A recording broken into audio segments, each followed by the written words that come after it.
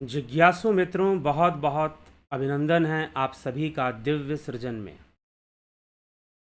प्रत्येक दिवस की भांति आज फिर हम यहाँ पर यह लाइव चर्चा का कार्यक्रम आपके समक्ष प्रस्तुत कर रहे हैं। और आज के इस लाइव चर्चा का जो विषय है वह है वर्ण। वर्ण अर्थात 4 वर्ण बताए हैं भगवान श्री कृष्ण ने श्रीमद् भगवद गीता में।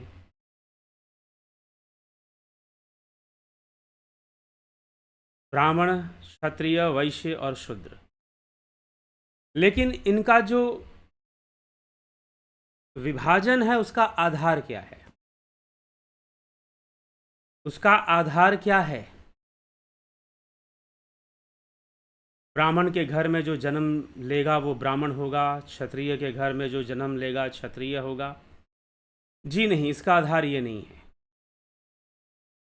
भगवान श्री कृष्ण त्रिगुणी व्यवस्था, 3 गुणों की व्यवस्था की चर्चा करते हैं और कहते हैं कि इस संसार में ऐसा कुछ भी नहीं है जो इन 3 गुणों से परे हो, 3 गुणों की बाउंड्री को क्रॉस कर रहा हो। सिर्फ योगी का ध्यान है, सिर्फ अपने योगी अपने ध्यान समाधि से 3 गुणों को क्रॉस कर सकता है। दूसरा, इस भावनात्मक जगत में हम जितने भी भावनाएं करते हैं, अभी किसी ने मुझसे पूछा कि यदि हम ब्रह्म की भावना करते हैं तो क्या वो 3 गुणों से परे नहीं होगा? जी नहीं, वह सतोगुणी भावना होगी, क्योंकि आपने ब्रह्म की भावना की है, आपने ब्रह्म का ध्यान नहीं किया। जब आप ध्यान के मार्ग पर जाओगे और ध्यान में समाधि में स्थित हो जाओगे, ब्रह्म में एकाग्र हो जाओगे, तो जाकर वहां पर 3 गुणों से आप परे जाओगे। लेकिन जब भी, इसीलिए आदि गुरु शंकराचार्य ने कहा कि आप ये मत पूछो कि ब्रह्म क्या है, ये पूछो कि ब्रह्म क्या नहीं है। क्यों ऐसा कहा? ऐसा क्यों कहा गया कि ब्रह्म क्यों नहीं, क्या नहीं है? क्योंकि आप जो भी पूछोगे या जो भी चर्चा करोगे वो सब इस भावनात्मक जगत में करोगे, और जब भी इस भावनात्मक जगत में कोई भी चर्चा होगी तो वो 3 गुणों के वशीभूत ही होगी, क्योंकि वहां पर मन और बुद्धि का प्रयोग होगा, और जहां मन और बुद्धि का प्रयोग होगा वहां 3 गुण तो होंगे ही होंगे। हाँ, अगर आप ब्रह्म की भावना करते हैं तो हम उसे सतोगुण कहेंगे, सात्विक गुण कहेंगे। बस इतना सा ही फर्क है, इतना सा ही अंतर है। तो यह बात हमें विचार करने योग्य है, यह सोचने योग्य है, यह समझने योग्य है। तो इसीलिए अब भगवान आगे जो कहते हैं कि इन्हीं 3 गुणों से ही तो सब कुछ हुआ है, बना है, और इन्हीं 3 गुणों से यह वर्ण भी बनता है। अगर 3 गुणों से बनता है तो जिसके ऊपर जो गुण हावी होगा वो वैसा हो जाएगा। तो सबके ऊपर वैसे। अब एक बात है कि अगर आप ये मानना चाहते हो कि नहीं, हम तो जन्म से ही मानते हैं, तो आपको गीता झूठी माननी पड़ेगी। आप मानो कि ये बात भगवान कृष्ण ने गलत लिखी है, या तो फिर कोई ऐसे महात्मा पैदा हो, जैसे आजकल हनुमान चालीसा बदला जा रहा है और बहुत सारी चीज़ें बदलाव की जा रही हैं, तो भाई कि नहीं नहीं ये गलत लिखा है, इसको बदलिए। लेकिन फिर सनातन को परिभाषित कैसे करोगे? जो परिवर्तनशील है वो सनातन हो ही नहीं सकता। सनातन शब्द का अर्थ है जो परिवर्तित ही नहीं होता। तो सिर्फ मुंह से बोलने से नहीं हो जाएगा ना, प्रैक्टिकली वो चीज़ घटनी भी चाहिए। हाँ, मुंह से बोलने से राजनीति चल जाएगी, लेकिन जीवन का जो सत्य है ना वो प्रैक्टिकल से ही तो चलेगा। जीवन का जो सत्य है वो प्रैक्टिकल से ही चलेगा।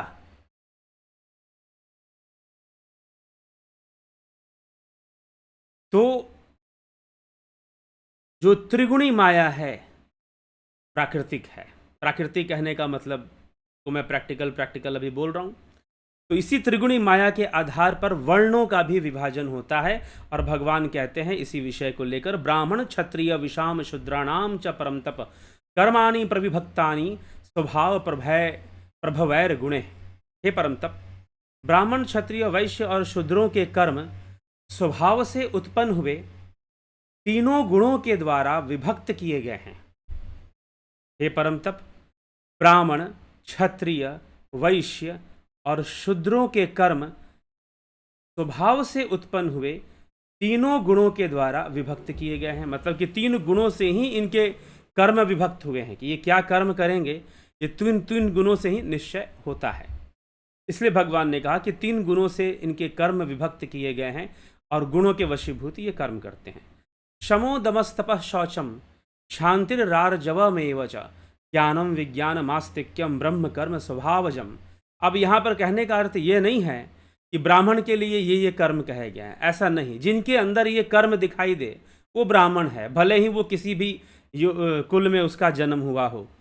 मन का निग्रह करना, इंद्रियों को वश में करना, धर्म पालन के लिए कष्ट सहना, बाहर भीतर से शुद्ध रहना, दूसरों के अपराध को क्षमा करना, शरीर मन आदि में सरलता रखना, वेद शास्त्र आदि का ज्ञान होना, यज्ञ विधि को अनुभव में लाना और परमात्मा वेद आदि में आस्तिक्यम भाव लिखा है यहाँ पर, तो यज्ञ विधि में मतलब विज्ञानम भाव उसको कह दिया, ज्ञानम भाव कह दिया, और फिर आस्तिक्यम मतलब वेद में आस्था रखना ही आस्तिकता होती है।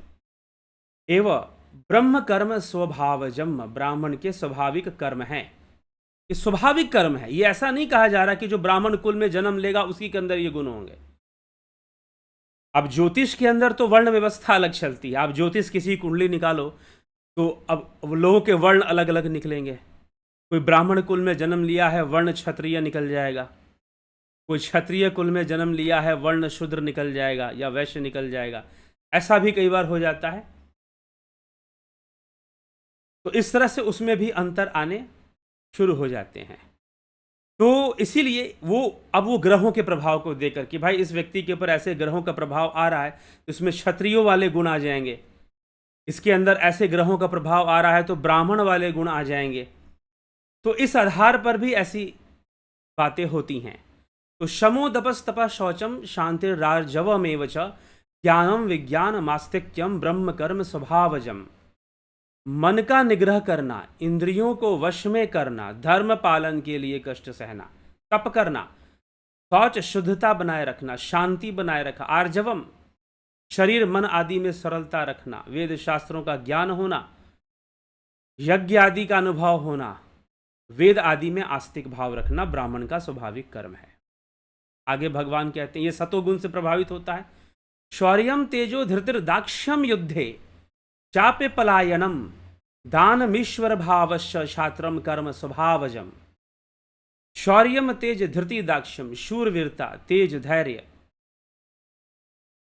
शूरवीरता तेज होना, धैर्य होना, धीरज होना, प्रजा के संचालन आदि की विशेष चतुरता तथा युद्ध में कभी पीठ न दिखाना, दान करना और शासन करने का भाव क्षत्रिय के स्वाभाविक कर्म कहे गए हैं।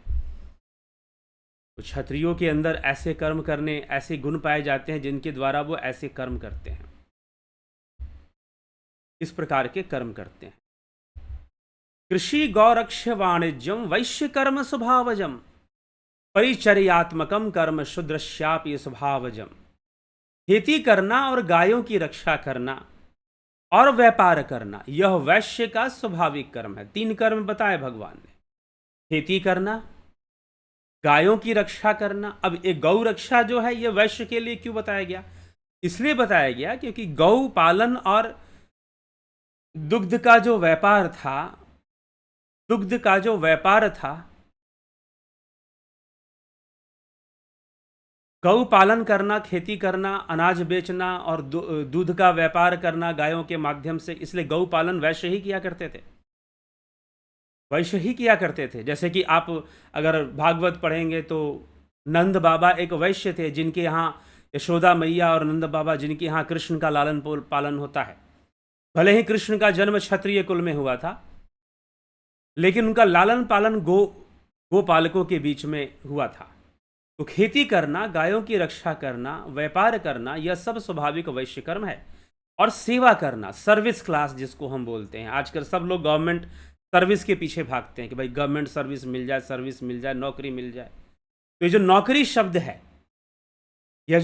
शब्द है, अब देखिए ये जितने भी कार्य है ना, ब्राह्मण सेल्फ एम्प्लॉयड होता है। अभी का वो छोड़ दीजिए, अभी के ज़माना नहीं, पीछे के हिसाब से देखें तो ब्राह्मण सेल्फ एम्प्लॉयड होता है। क्षत्रिय भी ऑलमोस्ट आप मानिए कि सेल्फ एम्प्लॉयड ही है, वो अपना ही कार्य कर रहा है कि भाई उसे शासन करना है, युद्ध जीतना है और शासन करना है और प्रजा की रक्षा करनी है, जनता की सेवा करनी है, धर्म की रक्षा करनी है, तलवार से भी करनी है और शास्त्र से भी, शस्त्र शास्त्र दोनों से करनी है क्षत्रिय को। तो वो अपना उस तरह से अपना कर्म कर रहा है। एक वैश्य है, व्यापार करेगा और वो जो है सेल्फ एम्प्लॉयड होगा एक तरह से कह लीजिए। लेकिन जो शूद्र है वो नौकरी करेगा। तो आजकल नौकरी करने वाली जो बिरादरी है, अपने आप लगभग लगभग उससे मिलती जुलती चर्चा यहाँ पर हो जाएगी कि चारों वर्णों में जो शूद्र का स्वाभाविक कर्म सेवा करना है, सर्विस देना है, सर्विस प्रोवाइड करना है। ठीक है, आजकल लोग सर्विस ढूंढते हैं ना, कौन सी सर्विस करते हो भैया, गवर्नमेंट सर्विस करते हो कि प्राइवेट सर्विस करते हो? भाई कहीं ना कहीं सर्विस, नौकरी ही तो कर रहे हो, तुम्हारी अपनी कंपनी थोड़ी ना है, तुम वहां जाकर नौकरी ही तो कर रहे हो, और क्या कर रहे हो? तो जब आप सर्विस प्रोवाइड कर रहे हैं, जब आप सेवा दे रहे हैं, जब आप नौकरी कर रहे हैं वहां पर और उसके बदले में आप पेमेंट ले रहे हैं, तो यह शूद्र कर्म कहलाएगा। तो चारों वर्णों की सेवा करना शूद्र का भी, चारों वर्णों की सेवा करना, क्योंकि इनके पास काम है, ठीक है, और ये गए हैं नौकरी करने के लिए, तो जो नौकरी करने के लिए गया उसके लिए वो शूद्र कर्म हो गया। तो इसीलिए हाँ, लेकिन तीनों ही ये वर्ण माने जाते हैं, वर्ण के अंदर माने जाते हैं, और क्षमा करें, चारों के चारों ही वर्ण के अंदर माने जाते हैं, और चारों के चारों ऋषियों की संतान माने जाते हैं, अगर हम गोत्र व्यवस्था में अगर हम जाएं तो।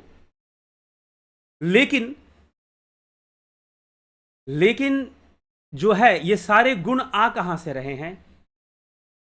सारे गुण आ कहां से रहे हैं? तो यह त्रिगुणी प्रकृति से आ रहा है, ये सारे के सारे गुण त्रिगुणी प्रकृति से आ रहे हैं, ये ध्यान रखिएगा। तो खेती करना, गायों की रक्षा करना, व्यापार करना वैश्य के स्वाभाविक कर्म हैं, और चारों वर्णों की सेवा करना यह शूद्र का भी स्वाभाविक कर्म है। तो वह सर्विस के लिए जाता है और नौकरी मांगता है, जैसे कि वर्तमान में बहुत सारे लोग नौकरी की खोज करते हैं। तो आगे जब हम बढ़ते हैं तो भगवान श्री कृष्ण इसी विषय को और बृहत रूप से समझाते हैं। एक बात इसमें समझ लेने की बात है, ये सब प्राकृतिक रूप से है। यहाँ पर यह मान्यता नहीं दी जा रही है कि भाई नहीं, यहाँ पर यह मान्यता नहीं कि फलाने कुल में जन्म लेगा तो फलानी जाति का हो जाएगा या फलाने वर्ण का हो जाएगा, नहीं, बल्कि उसके कर्म कैसे होंगे उसी के अनुसार वो वर्ण का होगा। और इस संसार में 4 प्रकार के लोग होते हैं। 4 प्रकार के लोग होते हैं जो अपनी प्राकृतिक रूप से, जो ब्राह्मण कर्म की ओर चले जाते हैं, साधना के मार्ग पर चले जाएंगे, योग के मार्ग पर चले जाएंगे, अध्यात्म के मार्ग पर चले जाएंगे। अभी तो बहुत सारे लोग आश्रमों में जाते हैं, योग करना चाहते हैं, अपने जीवन का कल्याण करना चाहते हैं, मोक्ष प्राप्त करना चाहते हैं। बहुत सारे लोग हैं जो अध्यात्म के मार्ग पर चल पड़ते हैं, भारी संख्या है इनकी। तो वो ब्राह्मण कर्म की ओर चल पड़ते हैं। प्राकृतिक रूप से ऐसे लोग होते हैं। कुछ लोग कहते हैं कि नहीं, ये बनाया गया, हाँ ठीक है, बाद में हो सकता है कि इसके साथ खिलवाड़ की गई, कुछ ऐसी व्यवस्था बना दी गई, जबरदस्ती के नियम थोपे गए हों, ऐसा हो सकता है। इसमें कोई मतभेद वाली बात या कोई वो बात नहीं कि ऐसा नहीं हुआ होगा। लेकिन भगवान यहां पर इसे प्राकृतिक रूप से बता रहे हैं कि प्राकृतिक रूप से ऐसे लोग होते हैं। ब्राह्मण वर्ण के लोग अपना कर्म वो चुन लेंगे, क्योंकि प्रकृति उनको उस दिशा में ले जाएगी, प्रकृति उनको उस दिशा में ले जाएगी। अगर उनके द्वारा ब्राह्मण कर्म होना है तो उसी दिशा में ले जाएगी। विश्वामित्र का जन्म क्षत्रिय कुल में हुआ था। 4 भाई थे विश्वामित्र, और उनमें से एक ब्राह्मण बने, एक क्षत्रिय बने, एक वैश्य बने, एक शूद्र बने, ऐसे कहा जाता है। तो विश्वामित्र भले ही क्षत्रिय कुल में जन्म लिए थे, लेकिन वो चल पड़े ब्राह्मण कर्म की ओर, वो चल पड़े ब्राह्मण कर्म की ओर। तो ब्राह्मण कर्म की ओर जाने से वो ब्राह्मण कर्म करेंगे, और फिर हो सकता है कि जन्म ब्राह्मण कुल में हो लेकिन क्षत्रिय कर्म की ओर चल पड़े, ऐसा भी हो सकता है। और हो सकता है कि शूद्र कुल में जन्म हुआ हो और जो है वो क्षत्रिय कर्म की ओर चल पड़े, क्षत्रिय वर्ण की ओर चल पड़े, ऐसा भी हो सकता है। स्वे स्वे कर्मण्य भीरता संसिद्धिम लभते नर स्वकर्म निरता सिद्धिम यथा विंदति तक्षणु। अपने अपने कर्म में प्रीतिपूर्वक लगा हुआ मनुष्य सम्यक सिद्धि को प्राप्त कर लेता है। अपने कर्म में लगा हुआ मनुष्य जिस प्रकार सिद्धि को प्राप्त होता है, उस प्रकार तुम मुझसे सुन। अपने अपने कर्म में लगा हुआ वो सिद्धि को भी प्राप्त होता है, अर्थात जो भी उसका कर्म है, जो भी प्रकृति के रूप से, गुण रूप से जो भी उसका कर्म निश्चित हो रहा है, वह उसको करता है। यतम प्रवृत्तिर्भूतानाम येन सर्वमिदं ततम् स्वकर्मणा तंभयर्च सिद्धिम विन्दति मानवः। मानवः, जिस तत्व से संपूर्ण प्राणियों की प्रवृत्ति हुई है, वह ब्रह्म तत्व प्रवृत्ति हुई है, जिससे यह संपूर्ण संसार व्याप्त है, उस तत्व का अपने कर्मों के द्वारा ध्यान करके मनुष्य मात्र सिद्धि को प्राप्त होता है। उसकी अर्चना करके वह सिद्धि को प्राप्त होता है। ठीक, तो उसके ध्यान योग से ही वो सिद्धि को प्राप्त होता है। अपने कर्मों को करता हुआ जब वह उस ब्रह्म से जुड़ता है तो वह सिद्धि को प्राप्त होता है। इसलिए वास्तव में ये बात अर्जुन के लिए है कि अर्जुन तू उस ब्रह्म से जुड़ जा और साथ में तू अपना कर्म, इस समय जो कर्तव्य तेरे लिए सामने है, और तेरा स्वभाव से तू क्षत्रिय है। अर्जुन को यह समझाना है कि मात्र तू कुल से नहीं, अपने स्वभाव से भी क्षत्रिय है, तो इसलिए तू अपने स्वभाव की पालना करते हुए तू इस युद्ध को संपन्न कर दे और इस युद्ध को कर ले। तो भगवान का आखिरी उद्देश्य अर्जुन को यही समझाना है। तो इसीलिए ये वर्ण व्यवस्था के बारे में भी भगवान यहाँ पर समझा रहे हैं। तो इस वर्ण व्यवस्था के बारे में जो गीता में जो चर्चा हो रही है, वह गुणों पर आधारित चर्चा हो रही है। ये ध्यान रखिएगा, श्रीमद् भगवद गीता में आधारित चर्चा गुणों पे हो रही है, ना कि इसे कुल से जोड़ के बोला जा रहा है। हाँ, गुण के आधार पर जैसे गुण आएंगे वैसा कर्म निश्चित होगा। अब जन्म कुंडलियां जो बनती हैं ज्योतिष के अंदर, कुछ लोग मुझसे ज्योतिष से संबंधित विषयों पर संपर्क करते रहते हैं, मुझसे बातें करते रहते हैं, मुझसे पूछते रहते हैं। तो ज्योतिष से संबंधित जो मुझसे बातें करते हैं, उनमें देखते होंगे आप जन्म कुंडलियाँ जैसे देखेंगे कई लोगों की, तो उसमें आपको क्या मिलेगा? उसमें आपको ऐसा देखने को मिलेगा, ऐसा प्राप्त होगा जैसे कि कोई ग्रह जन्म कुंडली है, उसका जन्म भले ही किसी भी कुल में हुआ हो, क्षत्रिय कुल में हुआ हो, ब्राह्मण कुल में हुआ, किसी भी कुल में हुआ, वैश्य कुल में हुआ हो, किसी भी कुल में हुआ हो,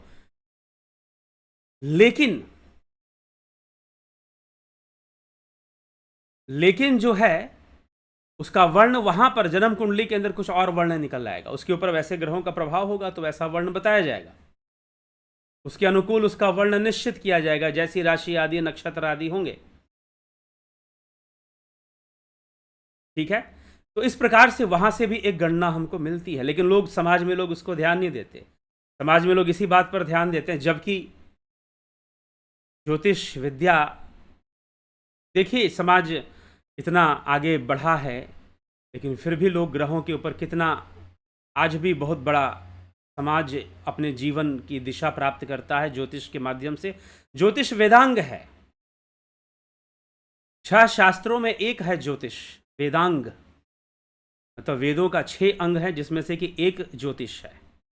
6 दर्शन से कंफ्यूज मत कीजिएगा, वैदिक फिलॉसफी दर्शन, षड दर्शन, वह 6 शास्त्र हैं, और एक वेदांग होते हैं जो कि 6 होते हैं, उनमें से एक छठा ज्योतिष है। ज्योतिष को वेदों का नेत्र भी कहते हैं, लेकिन आज मनुष्य भला उस वर्ण को कहाँ स्वीकार करता है जो आपकी जन्म कुंडली से प्राप्त हो रहा हो या ज्योतिष के माध्यम से प्राप्त हो रहा हो। तो सारी राजनीति तो चलती है कि भाई आप जिस परिवार में जन्म लिए हैं वो आपकी जाति है, और राज्य के लोग जातीय गणनाएं भी करवाते रहते हैं। ऐसी चीज़ें हैं देश के अंदर जो बहुत स्वस्थ नहीं है, जो बहुत अच्छी बात नहीं है, जो मानव समाज के लिए बहुत ठीक नहीं है। इस तरह की चीज़ें राजनीति में होना दुर्भाग्यपूर्ण है कि इस देश में ऐसी जातिवाद की राजनीति चलती है। तो इसीलिए चलिए वर्ण व्यवस्था को हम समझे। भगवान ने कहा कि 3 गुणों के कारण, प्राकृतिक रूप से 3 गुणों के कारण 4 प्रकार के लोग होते हैं, ब्राह्मण, क्षत्रिय, वैश्य और शूद्र। ब्राह्मण सतोगुण है, क्षत्रिय रजोगुण है, और वैश्य जो है वह मिश्रित गुणों को लेकर रहता है। जी हाँ, मिश्रित गुणों को लेकर रहता है। जिसके अंदर भी मिश्रित गुण होंगे ना, उसके अंदर वैश्य की प्रवृत्ति आ जाएगी। तो मिश्रित गुणों को लेकर रहता है, लेकिन उसमें भी मुख्य है रजोगुण और सतोगुण। रजोगुण और सतोगुण का मुख्य, लेकिन उसमें फिर तीसरा गुण भी थोड़ा मिक्स सतोगुण भी हो सकता है। तो मिश्रित गुणों को लेकर चलने वाला वैश्य होता है, और शूद्र तमोगुण को लेकर चलने वाले होते हैं, जो कि नौकरी ढूंढते हैं, पेमेंट लेते हैं, इंजॉय करते हैं, खाते हैं, पीते हैं, ठीक ना। तो ऐसे भी लोग भी होते हैं। तो चलिए ठीक है, अब इसमें अपने ऊपर व्यक्तिगत रूप से मत लीजिएगा। यह जो है, यह श्रीमद् भगवद गीता में जो व्याख्या चल रही है वो गुणों के आधार पर चल रही है। प्रकृति के 3 गुण हैं, उन 3 गुणों के आधार पर यह वर्ण है, ब्राह्मण, क्षत्रिय, वैश्य और शूद्र। ठीक है, ब्राह्मण, क्षत्रिय, वैश्य और शूद्र, उन 3 गुणों के आधार पर लोगों के अंदर ऐसे ऐसे, और वो डिवाइड होते चले जाते हैं, वो अपने अपने क्षेत्र को पकड़ लेंगे। कहते हैं कि जैसे बताया जाता है कि 40 की उम्र होते होते सारे ग्रह परिपक्व हो जाते हैं, तो उसके बाद वो अपने अपने क्षेत्र को पकड़ लेते हैं, अपने अपने क्षेत्र को, मतलब कि जिसका जैसा जिसके ऊपर जो गुण हावी होगा वो क्षेत्र वो पकड़ना शुरू कर देगा। तो इसलिए जिसके ऊपर सतोगुण हावी होगा वो ब्राह्मण क्षेत्र में, ब्राह्मण कर्म में लगना शुरू कर देगा। जिसके अंदर अत्यधिक रजोगुण और तमोगुण का भी मिश्रण अगर हो गया तो वह राजनीति की ओर प्रेरित होना शुरू हो जाएगा। और जिसके अंदर बहुत मिश्रित गुण पाए जाएंगे तो वो क्या करेगा, वैश्य की ओर आकर्षित होना शुरू हो जाएगा, वैश्य कर्म की ओर। और जो तमोगुण से प्रभावित वो निश्चय ही क्षुद्र कर्म की ओर, अर्थात की सर्विस सेक्टर की ओर जाने की कोशिश करेंगे कि हमारी सैलरी हैंडसम हो, हम नौकरी करेंगे, अच्छा तनख्वाह मिलेगा और हम फिर अपना खा पी कर अपना अच्छे से मस्त रहेंगे। तो ऐसी सोच वाले भी लोग हैं। तो इस तरह से ये जैसी सोच होगी, जिनको जगत कल्याण की चिंता होगी, जिनको मोक्ष की चिंता होगी, जिनको जीवन को समझने की चिंता होगी, वो अपने आप योग के मार्ग पर ब्राह्मण की ओर, सतोगुण की ओर आगे बढ़ना शुरू कर देंगे। ठीक है, तो ये सब बातें हमें समझनी चाहिए। ये अपने अपने प्रवृत्ति से आना शुरू हो जाता है। तो ऐसी वृत्तियां जैसी हावी होती हैं, गुण जैसे हावी होते हैं, वैसे वैसे क्षेत्र लोग पकड़ना शुरू कर देते हैं। तो ये सारी की सारी बातें, ये वर्ण का निश्चय इस प्रकार से होता है। तो चलिए, लगता है कि आप जरूर कुछ ना कुछ इस विषय में समझ पाए होंगे कि भगवान कृष्ण यहाँ पर क्या संदेश दे रहे हैं, अर्जुन को क्या समझा रहे हैं। तो अब आगे चर्चा करेंगे, कल फिर मिलते हैं 9 PM लाइव चर्चा में। अगर आप ध्यान योग का कोर्स करना चाहते हैं, ध्यान योग का कोर्स करना चाहते हैं, तो यह ध्यान योग का कोर्स 20 मई से शुरू हो। 1 महीने का यह कोर्स बहुत ही आपको लाभ देगा, इसलिए 20 मई से शुरू होने वाला यह कोर्स, आप इसे ज्वाइन करना चाहते हैं ज़रूर ज्वाइन कीजिए और लाभान्वित होइए। साथ में प्राकृतिक चिकित्सा भी का भी कोर्स चलता है, वह भी 20 मई से शुरू होगा, उसकी भी जानकारी आप ले सकते हैं और उसको भी आप ज्वाइन कर सकते हैं। तो चलिए, इसी के साथ विराम देंगे। बहुत बहुत आभार आप सभी का। ओम तत्सत।